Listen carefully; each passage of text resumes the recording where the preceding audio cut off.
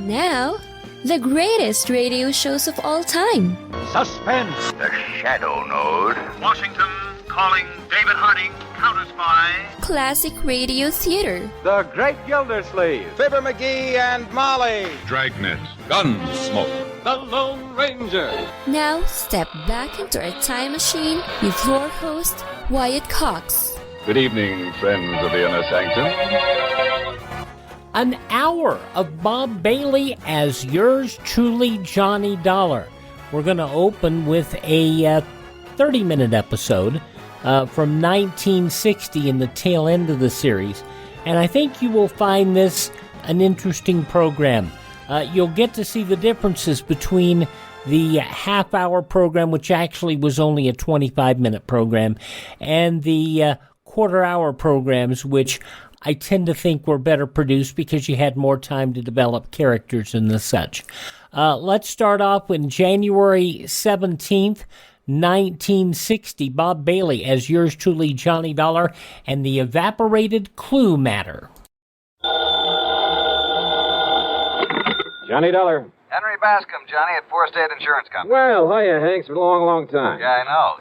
Johnny, are you free to come down here and look into something for us? Henry, as long as somebody pays my expense account, and of course a nice fat fee, I'll go anywhere. Johnny, for once, you're not going to be able to pad that freewheeling expense account of yours. Any bets? Why not? Because the investigation I want you to make is right here in New York City. Oh, well, there's always the fee to fall back on. How much? Usual percentage of the face value of the policy. Okay, only how big is the policy? Johnny, hold your hat. It's about 200... Well, I mean, it's what? just under... $200? Johnny. Listen, Hank, my cut on a policy as small as that wouldn't buy me a sandwich and a cup of coffee. No, listen. And I suppose you'll question every penny I put on the expense account. Look, you didn't Why don't you just pay it off and save you and me and the company a lot of time, labor, and soap? What kind of a policy is it? Straight life. Huh? But listen, you didn't let me finish. The face value of this policy is a little under $200,000. 200... Oh? Yeah. Well? Hank, my buddy, my bosom pal, for an assignment like that, for the nice commission it's going to pay me, I'd walk to New York. Only maybe you better grab a plane or a train instead. Right, I'll be there.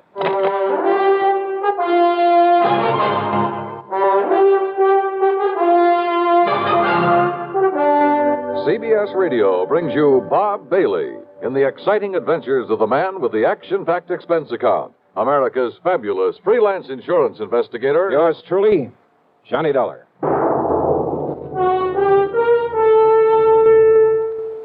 And now, Act One of yours truly, Johnny Dollar.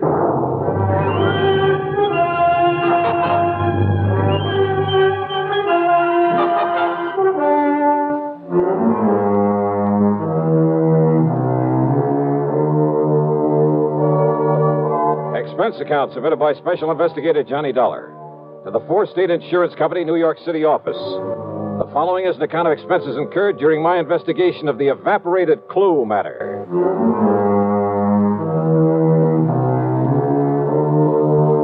Expense account item 1, $5.25 for a taxi out to Bradley Field. Item 2, $13 even for a plane to New York and a limousine to Grand Central Station. Then I walked over to Henry's office at 500 Fifth Avenue at the corner of 42nd Street. Oh, Johnny, you really made time. Sit down. Yeah, thanks. That's because of the tempting offer you made to me over the phone. A policy worth $200,000. $189,000 to be exact. Straight line. Mm-hmm. On whom? Mr. Jonathan R. Kenworthy. Kenworthy? Very, very wealthy. Retired some years ago after selling off the Kenworthy copper mills. Oh, yeah, sure. Been living here in New York for the past 20 years. Big fancy apartment overlooking the East River. 714 East 52nd Street. Expensive neighborhood. Oh, I told you he was loaded. So what happened to him? He was murdered, Johnny. Oh? Yeah. And who's the beneficiary of this nice, juicy hunk of insurance? His grandson, Carlton M. Kenworthy. And that's the answer to your next question, too. Now, what do you mean by that? I was going to ask you if you or the police have any idea who might have killed him. Yeah, that's right. And I told you, this young Carlton Kenworthy, his grandson, who is also the sole heir to all the rest of his estate. Oh, no, wait a minute. That's a pretty strong accusation, Hank. You have any proof? None whatsoever. Nor have the police. But I take it you figure that Carlton had the motive and the opportunity. And a perfect alibi. Oh? Yeah. Then what makes you think he did it? And the police, too? And the police, too. Well? Motive, Johnny. It's as simple as that. All right, keep talking.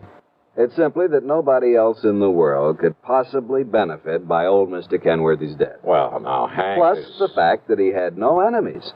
None whatsoever, Johnny. Now, you sound pretty sure of that. I am. I not only knew him, but I knew a great deal about him. Oh, but after all, a man who's been head of a company as big as Kenworthy Copper Mills, you know, some disgruntled employee with some imaginary grievances. Over 20 years ago? Well, But even if he'd only retired from that business last month, I'd still say no. Kenworthy was one of the best-loved men I've ever heard of. As for his employees, why, they're the ones he left the business to. He never had a strike, any other kind of labor troubles, despite the size of his plant, because he treated every one of his employees like one of his own kids. This sounds pretty unusual, Johnny, I know. But he was an unusual man. oh, I see. But now about this grandson, Carlton Kenworthy. Well, about as useless a hunk of human being as I've ever seen. How old is he? Oh, 30, 32 or 3. What's he do for a living? Well, that's the point. He doesn't. Nor has he ever done anything. Despite the fine education, all the world travel his grandfather lavished on him. Johnny, if you want a perfect definition of a playboy, I can give it to you in 3 words. Carlton Manson Kenworthy. And he gets the whole estate as well as the insurance. He's known in every nightclub on Manhattan Island. He and that leech Allen something or other who pals around with him. Allen? Yeah, Barker or Baxter or something. Theaters, nightclubs, expensive restaurants, all the racetracks when they're open, wherever they're open. And they toss money around like confetti. Where does Carlton get it? From his grandfather, who's always sponging off. Oh, what about this pal of his, this Allen, whatever his name is? Barker. That's his name, Alan Barker. Well? He sponges off Carlton. Oh, they're quite a pair, Johnny. Well, did the grandfather approve of this kind of stuff? I don't think he really knew what was going on. According to the old man's attorney, who was a friend of mine, he was led to believe that Carlton was investing in various business ventures. The point is, the boy needed money. And the surest way of getting it, plenty of it, was by having his grandfather dead. Yeah, well, you've built up quite a case, Hank, but it still isn't enough to hang him, not by a long shot. Have the police been able to pin anything on him? Not yet, apparently. I told you he has a perfect alibi. When did it happen? Last Tuesday. Who's handling the police investigation? Lieutenant Randolph Singer at the... Randy Singer? Great. Randy just happens to be one of the best homicide men in this fair city of yours. Well, he certainly hasn't Hey, impressed listen, me. if they've got him working on it, and if you have got a case against Carlton Kenworthy, Hank, I'll see you later. Where are you going, Johnny? Over to see Randy Singer.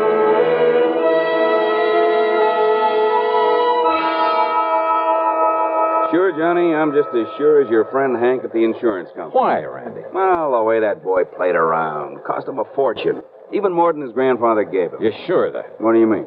Well, the way I get it, Grandpa gave him plenty. Yeah, but Carlton is up to his ears in debt. Every time the boys raid a plush gambling joint, there he is. He and that hanger-on of his, Alan Barker. Like peas in a pod, those two. Then he probably welcomed the raids. Sure. Probably kept him from having to pay off some of his losses. Yeah, he's still in up to his ears. And as long as he's the only one who could possibly benefit from Grandpappy's death, as long as we're sure that nobody else had any reason for killing him, and we are... How and when and where was he killed? Tuesday night in his apartment. He was struck on the back of the head with a heavy wrought iron poker from the fireplace. One good wallop, and he was done for. Hank says that Carlton has an alibi. Yeah, airtight. I checked it every way I can. From here, that is.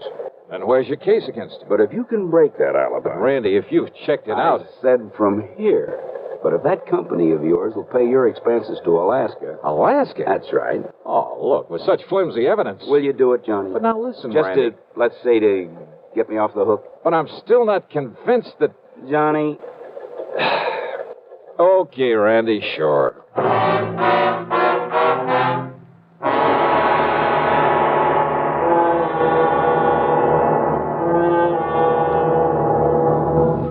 Act 2 of yours truly, Johnny Dollar, in a moment.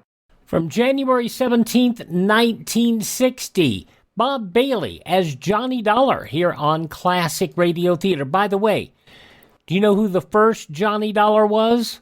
I'll tell you about that following these important messages. Here's some great news. If you missed the deadline to sign up for health insurance, or if, like a lot of people, you just have a plan you're not happy with, you still have a choice. It's called MediShare. It's a Christian healthcare sharing program. There are more than 400,000 members now, and they love it. In fact, MediShare has double the customer satisfaction rate compared to that of health insurance. And MediShare really is the gold standard when it comes to healthcare sharing. It's been around more than 25 years. Members have shared more than $4 billion of each other's medical bills. Plus, MediShare is for you. It has saved its members billions by advocating on their behalf. Best of all, the typical savings for a family is around $6,000 a year. So if you think you're stuck with a high-cost health plan that doesn't have much to offer, think again. MediShare has a 98% customer satisfaction rating, and you are invited to be part of it. Call now. 833-34-BIBLE. That's 833-34-BIBLE. 833-34-BIBLE. Johnny Dollar originally was not an insurance investigator, but a detective who tossed silver dollars tips to waiters and bellhops. Dick Powell starred in the audition show, but he didn't do the show. The very first Johnny Dollar went to Charles Russell and went on with actors Edmund O'Brien and John Lund. Now, you may know, and if you follow us on Facebook, you know that, but I did a podcast, and I need to move the podcast over from where it's hosted now to my current host so that you can hear it, comparing John Lund's Yours Truly, Johnny Dollar, to Bob Bailey as Johnny Dollar. There really was no difference in the shows back then from any other crime drama or any other detective show.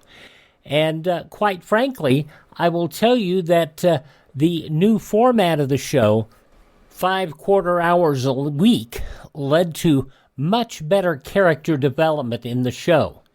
The original Yours Truly, Johnny Dollar ran from 1949 to 1954, took a year off, then came back in October of 1955 in the quarter-hour format, and that lasted about a year and a half. And then the show moved in late 1956 to a weekly half-hour drama. And there you go. So that's what you need to know about Yours Truly, Johnny Dollar. And by the way, Bob Bailey would make it until 1960 when the show moved to New York City. And Bob Bailey didn't want to go to New York City. So a couple of other people did the shows. Bruno Zerato Jr. took over as the producer of the show, and former child actor Bob Reddick took over took over as Johnny Dollar. I didn't think he was really great, but you know who did a great job? Mandel Kramer.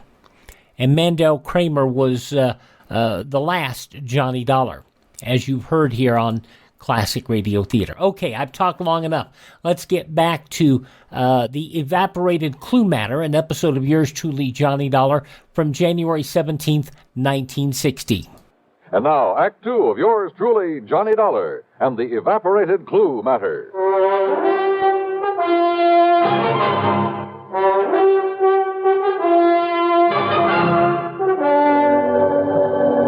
But why Alaska? Because that's where Carlton Kenworthy says he was when his grandpappy was murdered. Well, Randy, that ought to be easy enough to check out. So I did, Johnny. He made the airline reservation. He was aboard the plane. He got the Juneau on Monday afternoon. He got himself a room at the Baronoff Hotel. You checked that with the hotel? By telephone. Why was he up there? Who knows, but the hotel says he was. Well, what did he do with himself? Apparently took in some of the night spots and flew on back here on Thursday morning. Checked him all the way through. And his grandfather died on Tuesday. Oh, Parker. Here's the report on that poker, Lieutenant. Oh, good. The prints were pretty badly smudged, but they managed to nail down a couple of them. Oh? Whose?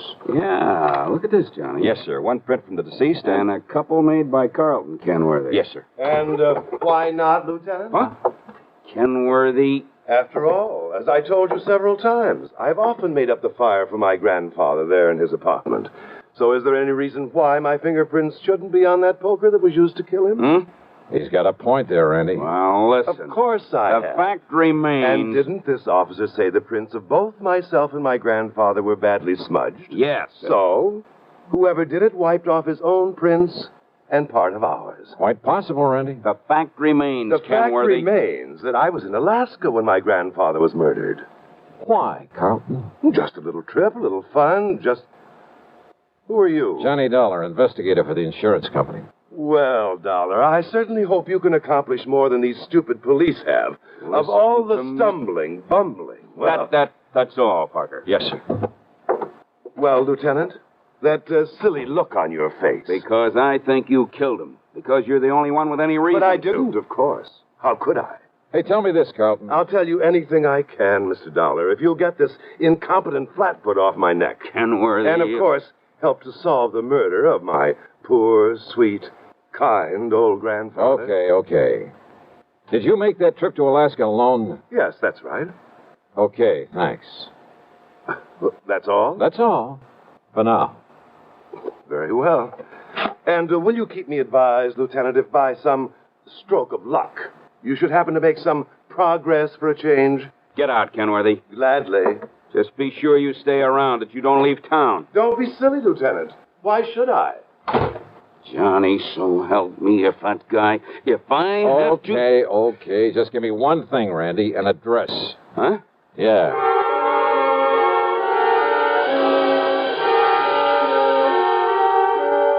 I could see why Randy'd harbor no love for Carlton Kenworthy. His attitude there at headquarters got under my skin, too. Expense account item 3, $1 even for a cab to Alan Barker's apartment. And I saw immediately why Randy had said they were like two peas in a pod, despite the fact Carlton was a good deal huskier. They were so much alike, I wondered if there was some blood relationship. Hardly, Mr. Dollar. We're simply good friends, that's all. Our tastes are alike in liquor and women. We like to do the same things, and, well, that's why we get along so well together, why we're known as the Inseparables. Alan, did you know that Carlton was going to Alaska? I certainly did. I drove him to his plane on Monday, and on Thursday I met his return flight and drove him back to his flat. Missed him like the very devil, incidentally. Do you keep a car here in the city? In the garage down in the basement. What did you do while he was away? Felt terribly at loose ends, but then I had my car washed and greased and took a long trip. Oh, when? I left Monday evening. Where'd you go? Oh, I drove several hundred miles. Took little side roads and byways that probably aren't even on the map. Think perhaps you could retrace your route? Good heavens, no. Oh, I did end up somewhere near Albany before starting back Wednesday morning. Uh-huh. Did you stay in Albany? My memory's a bit vague, Mr. Dollar, but I'm quite sure I didn't. Well, where did you stay over? Well, this may sound fantastic to you. Where? But I haven't the least idea. I took a couple of bottles with me. And they, coupled with the fact I was in completely unfamiliar country and that at night one little roadside motel looked as good as any other, well, I just don't know. You know, you make things sound pretty bad for yourself, Alan. I beg your pardon? Considering the way you've been sponging off Carlton Kenworthy, well, offhand, I'd say you had as much reason to want his grandfather out of the way as he did. I beg your And without pardon. a very good explanation of your whereabouts at the time of the murder. Now, look here, Dollar. But you know something? I don't think you have enough guts to have made those lily white hands of yours wield that poker. Horrid thought. And yet, on the other hand... Well, yes, Dollar? As an accessory. Accessory? That's right. I'll see you later, Alan. Now, look here. Just don't leave town.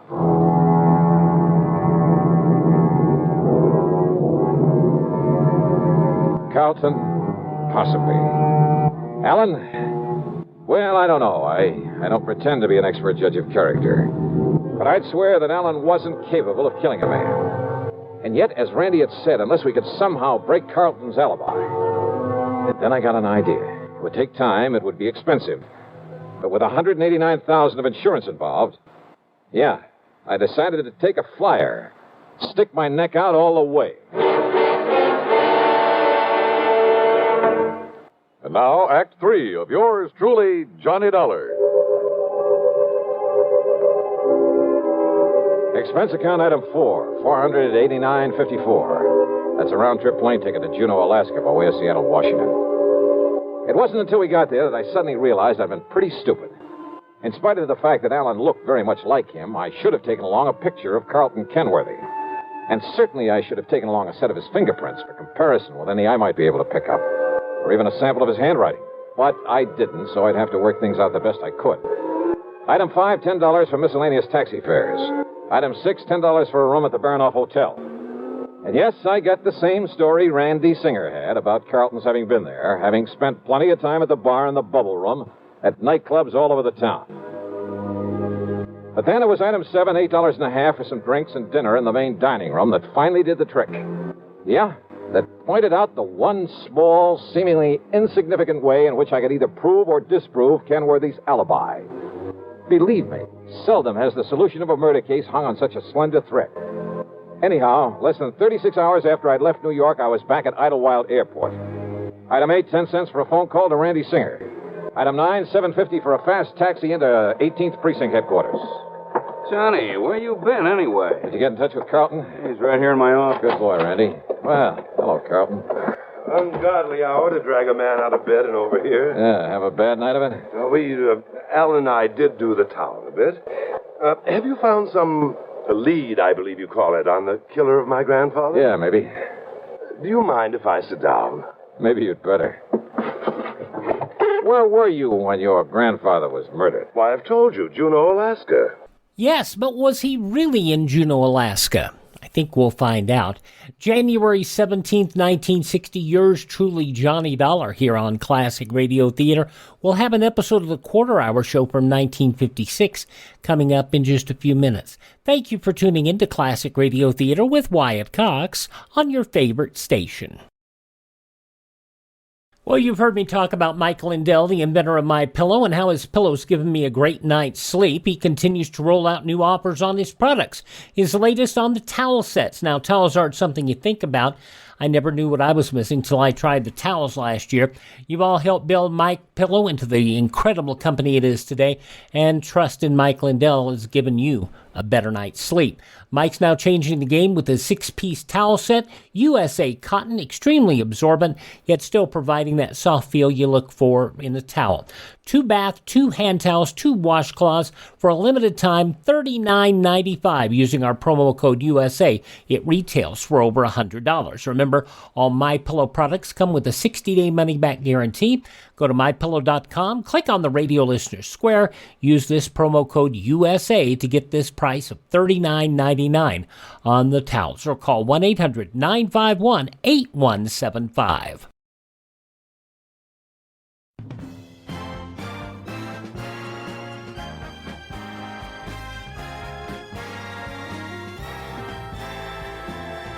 Thanks for tuning in to Classic Radio Theater with Wyatt Cox on your favorite station. The conclusion of yours truly, Johnny Dollar. January 17, 1960, the Evaporated Clue Matter. Do you know Alaska pretty well? I know nothing about it. This is my first trip and a very brief one. You stayed at the Baranoff Hotel. That's right. Check with them, and you'll find I was there on Monday, Tuesday, and Wednesday. Did you eat there at the hotel? My dinners, yes. But I fail to see what that could Just answer my questions, would you please? Why not? Okay, now. Monday night. Cocktails in the bubble room? That's right. But what difference could that possibly... And what did you have for dinner? Now, that's a stupid question. Yeah? But if I can prove you weren't where you say you were when your grandfather was killed... If you can, Dollar, and I know that you can't, but if you could, I would gladly confess to this murder, regale you with gruesome details, tell you anything you like. Wise guy. I asked you what you had for dinner Monday night there at the Baranoff. Oh, I see. You think if I say I had something that wasn't on the menu that Just night... answer my question. Or perhaps you'll check to see if the dinner was put on my bill, so I'd have to sign for it, leave a sample of my handwriting. But I paid cash for everything. I asked about your dinner. Well? Dollar, of all the asinine, idiotic... Shrimp cocktail, a salad, a steak, and some coffee. Get that stuff anywhere. But now, Dollar... Mike? What? The coffee. Really, if this is detective work, if this nonsensical questioning... Well? No, Mr. Dollar. I had my coffee with cream and sugar. Oh, you ordered cream? I used the cream that was on the table. Look here, now, of all the silly, absurd, childish Cream was on the table? Of course it was. Real cream? Yes, and the sugar was real sugar. That's beside the point. But what you hope to gain by all this, stupid... Oh, you mean you solved this heinous crime without knowing about the sugar, little boy? That's right. Because you'd already told me you were never there. What? Because Alan went up there instead, didn't he? Using your name to establish an alibi for you. Now, what miraculous deduction leads you Because of your certainty about that cream on the table. Of course I'm certain. Doesn't any decent restaurant put cream on the table? No, not up there. What? What's that, Johnny? But he didn't tell me that. I don't know why, Randy. Maybe no big dairy farms yet. Maybe just plain habit. Maybe they like it better. Dollar, how did you find out But about on every table, even in the best places, you'll find no cream, but a little can of evaporated milk. Like to check on it? Well, I'll be doggone. It was Alan. Did Alan tell you that? Did Alan give me away because he thought he could get the money if I knew he was my friend only because of the money I could give him, but listen, he's as guilty as I am, Mr. Dollar. Is he? Of course he is, because he helped me kill my grandfather. Well, isn't he? I'll prove it. I'll prove I couldn't have killed him without his help. Do you hear me, Dollar? Do you hear me? You think that's going to help you in court?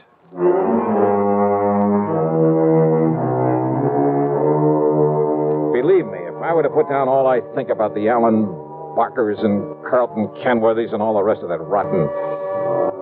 why bother? What's the use? Expense account total, including incidentals, the trip back to Hartford, $574 even. Yours truly, Johnny Dollar.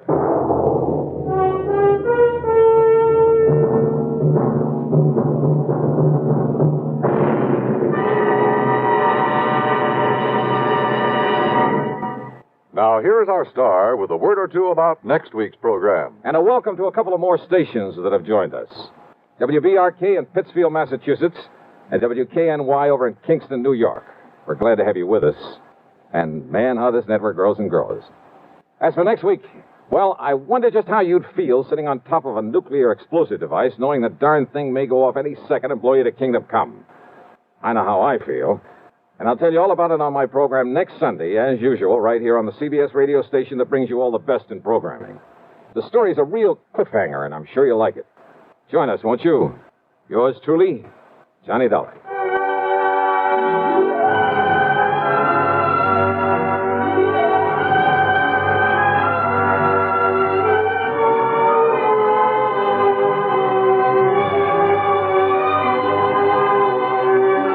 Yours truly, Johnny Dollar, starring Bob Bailey, originates in Hollywood and is written, produced, and directed by Jack Johnstone.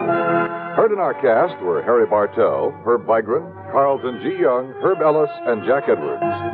Be sure to join us next week, same time and station, for another exciting story of yours truly, Johnny Dollar. January 17th, 1960. Yours truly, Johnny Dollar on Classic Radio Theater.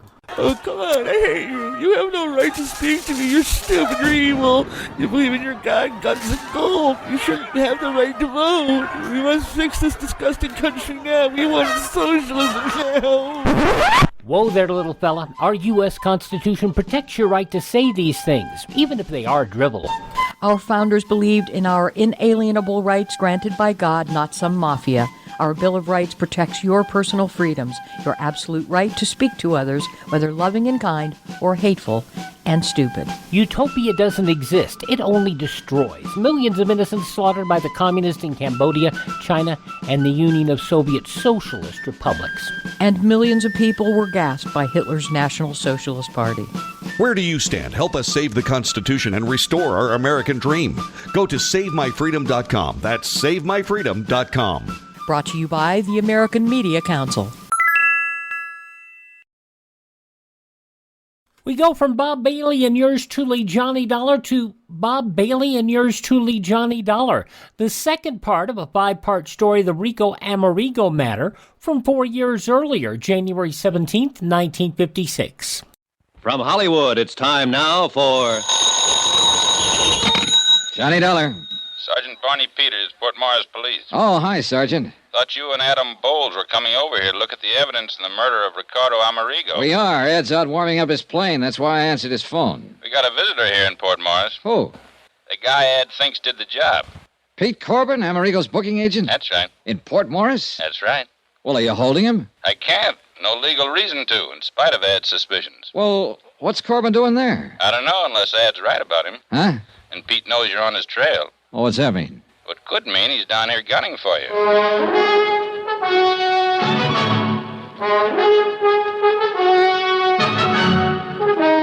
and every weekday night, Bob Bailey in the transcribed adventures of the man with the action-packed expense account, America's fabulous freelance insurance investigator. Yours truly, Johnny Dollar.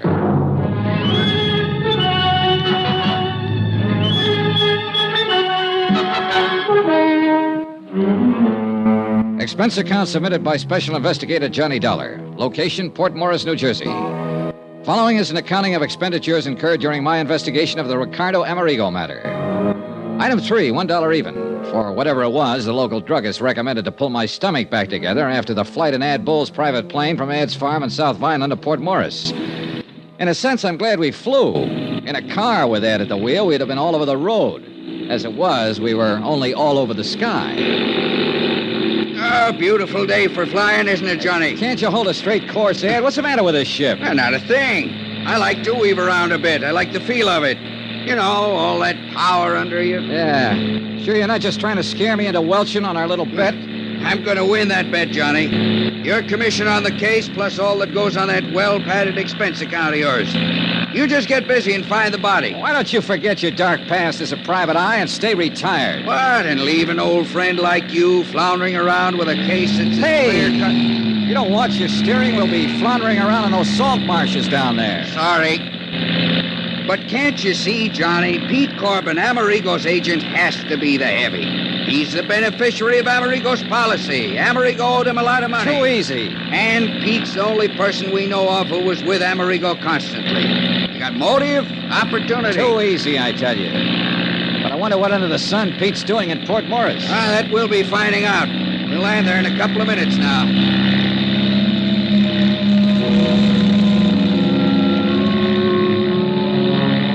The little town of Port Morris was set on the edge of one of the wide salt marshes that border a lot of the South Jersey shore. Just a vast expanse of salt hay indented with little coves and inlets. Soggy, swampy country. Ideal breeding place for the famous Jersey mosquitoes. And I guess for me, the ideal breeding place for trouble. Sergeant Barney Peters met us at the mucky little landing strip just outside town. And we headed out on a narrow, muddy road across the marshes. Yes, sir, Mr. Dollar. If I were you, I'd try to pin down this Corbin. Where is he now? Back in town. Got Alf McCracken keeping an eye on him. Alf's the boy you saw Amerigo crash through the bridge that night, you know. Barney, I still wish you'd cooked up something to hold him. But what, Ed? Sure, Ed. Every bit of evidence you think you've got on Corbin is purely circumstantial. What else have you got to go on, John boy? Oh, we'll see. We'll see. After I have a look at the bridge Amerigo busted through in his car. It's just up ahead a bit. Crosses the Lucky Hoe Creek. I'd also like to know who could have... Well, I'd like to know what could have happened to his body. To that $30,000 Amati violin. You'll see. Just keep in mind that there's a mighty big flow of water in the creek from the tide coming in and going out. Tell me, Sergeant. Johnny, I checked it. Huh? Tide had just turned, was on its way out to the ocean at the time Amerigo's car went over the bridge. Right, Barney? That's correct, Ed. Right now, though, it's probably about as low as it'll... Whoa! What's the matter? Just pulling over to let this car that's coming past us. Otherwise, one of us might sheer off into the swamp. Yeah, these roads weren't meant for two-way traffic. Darn fool's coming pretty fast for a road like this. If he isn't careful... Hey, look, Pennsylvania plates. Huh? He's right. That's Corbin's car. Corbin, huh? Swing across the road. Block him. Quick! Son of a gun. Well, now, where's Corbin, all right? Well, then swing around. Go after him. On this road? He'd slide off into the swamp so fast. By the time we go on up to the bridge and turn, he'll be halfway back to Philadelphia, blast him. Well, we had the bird in hand and didn't know it. What are you going to do now, Johnny? Just exactly what we started out to do. You're losing valuable time. Now, if I were still in this Ed, racket... why don't you stay retired? We drove slowly on up to the bridge, stopped and got out. And although the tide was almost low now, it was easy to see how that rush of water would easily carry a violin or a body or most anything right out to sea. Or could it? The tide was running this same way when it happened. Out. Yeah. And the current was a lot stronger than it is now, so you can imagine what it would... Huh? Yeah. What's the matter, Johnny? Well, that big bird nest, whatever it is, down there at the side of the creek, 50, 60 feet. Oh, that's just where the reeds and hay got matted up. Does look like... Hey. Yeah, if that isn't a fiddle case propped up on top of it. Sure looks like one. Sure it is. Sure, the tide was higher then. The fiddle's stuck in those reeds. Wait here. Well, now, Johnny, don't. You come back here. Dollar, it's like quicksand. Stay out of it. Oh, you darn fool. It was like quicksand, too. You'll never make it. Black, gluey muck. And I sank into it up to my knees. I almost had to swim through it, hanging onto it, pulling myself along by the reeds and bulrushes. But half of this case hung on that $30,000 Amati violin, and I wasn't going to let it slip out of my hands. A couple of times I dropped into soft holes, almost up to my shoulders, but somehow I kept going. Pulled the fiddle case off the pile of matted weeds and started back. But it used up most of my strength. With only one hand to pull myself along to... Ed! Johnny, try and grab this rope. Here. Can't reach. Try it again, Ed. Drag it back. Try it again. Johnny, use the violin case. It'll keep you afloat. I'll try. You all right, Dollar? Here, Johnny. The rope again. Johnny!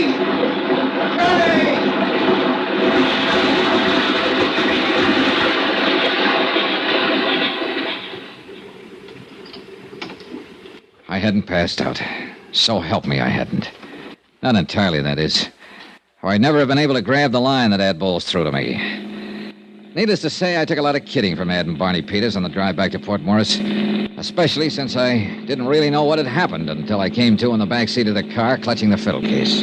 Jerk. If you'd held onto the rope with the death grip you have on that violin case, we'd have got you out of that muck before you swallowed half the salt water in that inlet. Yeah, sure.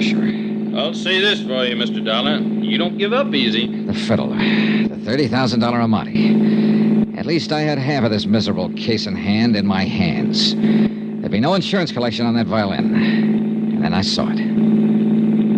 What's the matter, Johnny? You passed out again? No, Ed. You should have cleaned me up before you piled me into this car. What? Look. What is it? Piece of shirt. Ricardo Amerigo's shirt. Is that? Yeah, look, monogram on the pocket, R.A. And what looks like bloodstains. Hey, you're right. Where'd you get that? I must have picked it up when I picked up the fiddle. Well, at least it proves that Amerigo went down with his car. No doubt of it. What I didn't tell him was that the piece of cloth from Ricardo Amerigo's shirt was fastened to the violin case. Deliberately put there. But by whom? By Pete Corbin, Johnny. That's your man. Are you listening? Yeah, I'm listening. Beneficiary, confidant, caretaker of both Ricky Amerigo and his car. Who else could have sawed through the steering bar that made the car run off the bridge? And a guy who was smart enough to have it happen in this godforsaken salt marsh. Now, just a minute, Ed. Okay, Barney, in the heart of sunny southern Jersey, where he expected nobody'd find car or body or even the fiddle until long after the insurance claim was met. Thanks to a tide that'd carry everything out to sea. For indeed, my friend, if your deputy, Alf McCracken, hadn't actually seen Amerigo's car slip through the bridge rail... Oh, wait a minute. Yeah. If Pete Corbin had planned this whole thing, he would have made sure the corpus delicti would be found. Johnny, that's why he had the accident happen where somebody saw it. Yet that somebody, Alf McCracken, didn't see the fiddle float away, didn't see the body float away from the car. Oh, stop it, John, boy. You know as well as I do that this whole thing was engineered by Corbin. All right, tell me, investigator, what was he doing down here today? Well, Lord knows, and I don't care. Probably to plant that piece of shirt. Johnny, I've given you all the help I'm gonna on this case. From now on, you either follow my tip and lose your bet to me, or you don't and give yourself a black eye with insurance company. Johnny. Oh, yeah, Barney. Ed's a good detective. He'd have to be to retire on that nice farm of his over in South Vineland. He even broke a burglary case for me once here in Port Morris a couple of years ago when I couldn't break myself. Pastime. But you've got guts. I like you for it. Thanks a lot. And to me, the Pete Corbin theory looks, well, too easy. Oh, not you, Barney. That's what I've been trying to preach to that stubborn egghead sitting beside you. I'll lend you a suit of clean clothes, and you can chase this thing down in the way you want to, without the dubious help of somebody who's just trying to win a bet from you. Traitor. And if I were you, I'd hunt up a few other people who knew Ricky Amerigo besides his press agent, Pete Corbin. You are a mind reader. Gentlemen, I have only one thing to say. And, Johnny, it's addressed to you. When you finally find that Pete Corbin done it, you know where to send the check to me.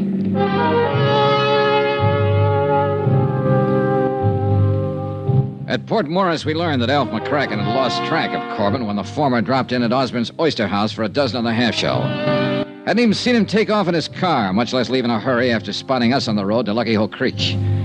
I took advantage of Barney's offer, borrowed a suit of his clothes, and accepted a ride from him to the crossroads of Woodbine where I could get a bus back to Philadelphia. Sure, half my job was done. I'd recovered the $30,000 Amati violin, but I could still hear the oh-so-pleasant voice of Ad Bowles, ex-investigator, not so retired. You know where to send the check to me, Johnny boy.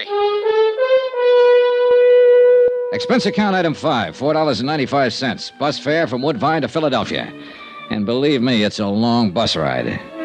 As soon as I got to my hotel and changed into my own clothes, I called Harry Branson at the insurance company. Mr. Branson here? This is Mr. Dollar, Mr. Branson. Yes, Mr. John. Yeah, I'm back at my hotel, music lover. And I've just won the $30,000 Amati. What? Yeah, I got the fiddle for you. Well, thank heaven you recovered it. What of Ricardo Amerigo? Later. Do you want the Amati? I'll be right over.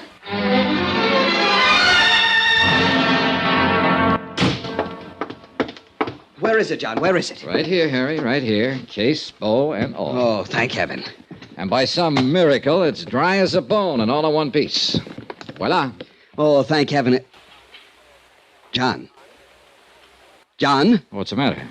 This? An Amati? Oh, no. Oh, no.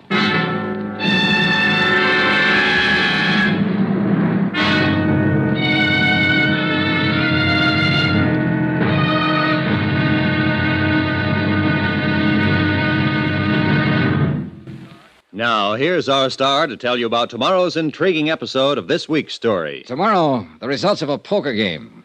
And believe me, there are times when the cards can be really stacked against you. Join us, won't you? Yours truly, Johnny Dollar.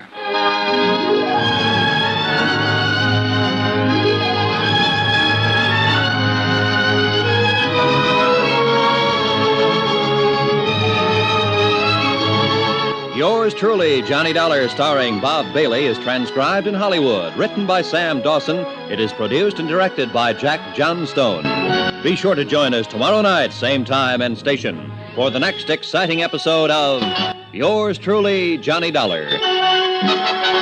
This is Roy Rowan speaking. January 17th, 1956, yours truly, Johnny Dollar on Classic Radio Theater. Just a reminder that you can get every extant episode of yours truly, Johnny Dollar, in the best audio quality from my friend Ted over at RadioMemories.com. You can get them on CD or on cassette tape or on flash drive for your computer. Contact Ted, RadioMemories.com. That's RadioMemories.com. And while you're on the internet, why don't you come and find me over at classicradio.stream. That is classicradio.stream. There you can stream our shows on demand. You can find my contact information on Facebook and Twitter. You can also contact me by email. And you can also learn more about building a classic radio collection of your own. That's over at classicradio.stream. And don't forget that our programs are available on the internet anywhere podcasts are served, including iHeartRadio, Spotify, Spreaker, TuneIn, the Audible app with Amazon. You can find us just about anywhere. Just search for Classic Radio Theater with Wyatt Cox. That is Classic Radio Theater with Wyatt Cox. Have yourself a great day. Tell all your friends the great radio shows are right here at this spot on the dial. Classic Radio Theater on your favorite radio station.